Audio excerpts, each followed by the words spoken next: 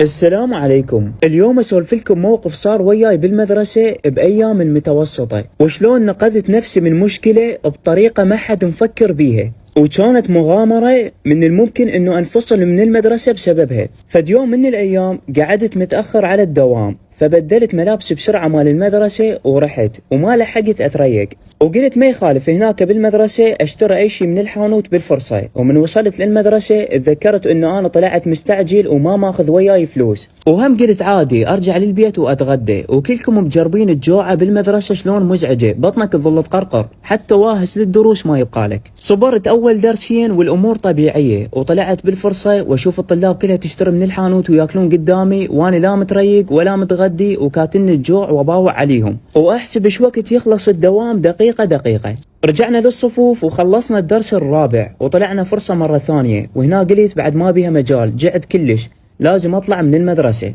فقررت اشرد من السياج، وقلت خل اروح للبيت واطق الغدا الزين واخذ لي في ساعتين نوم، يا دروس يا بطيخ. باوعت للسياج مال مدرستنا وكان كلش ناصي، يعني هو يسوي لك واهس للهروب، تحسه يقول لك تعال اطفرني. خليت الجرس يدق وبدأوا الطلاب يدخلون للصفوف، ورحت للسياج بدون ما احد يشوفني، وشمرت الجنطة مالتي بالبداية، وبعدين انا طفرت السياج وافتريت اريد اخذ الجنطة مالتي على مود اركض. ومن باوعت كان اشوف المدير مال مدرستنا واقف بباب المدرسة ويباوع علي،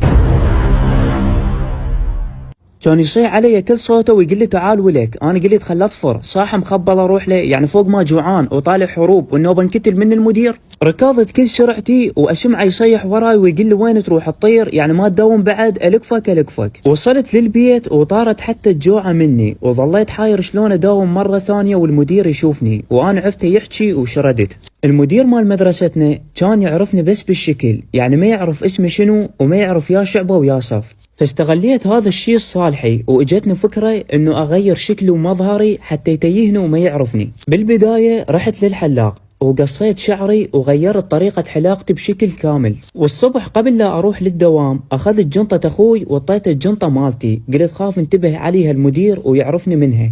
وفوق كل هذا غيرت حتى ملابسي، البنطلون والتيشيرت والحذاء، يعني نقدر نقول صار اكو اختلاف بسيط بالشكل. وقلت خلي اغامر واروح للدوام، هي لو صايره وعابره على المدير ومتيهني، لو يلقفني واكلها صفح. رحت للدوام من وقت، لان كان المدير مالتنا يوقف بباب المدرسه الصبح، وتانيت مجموعه مال طلاب يدخلون، ودخلت بنصهم وطبينا على مود يتيهني واضيع بيناتهم. صار الاصطفاف بالساحه، وبدا المدير يخطب الخطبه مالته المشهوره والمتعودين عليها دائما، يرجل بينا ويسب ويغلط، واخر شي مني يكمل نصفق له ايش قد زواج. ومن كمل كلامه بدأ يفتر علينا شعبة شعبة، وهنا عرفت جاي يدور علي. كنت متفق ويا صاحب شوية أطول مني، وقلت له أريدك توقف قدامي وتحاول تغطينا عن المدير وما تخليه يشوفني. وصل المدير شعبتنا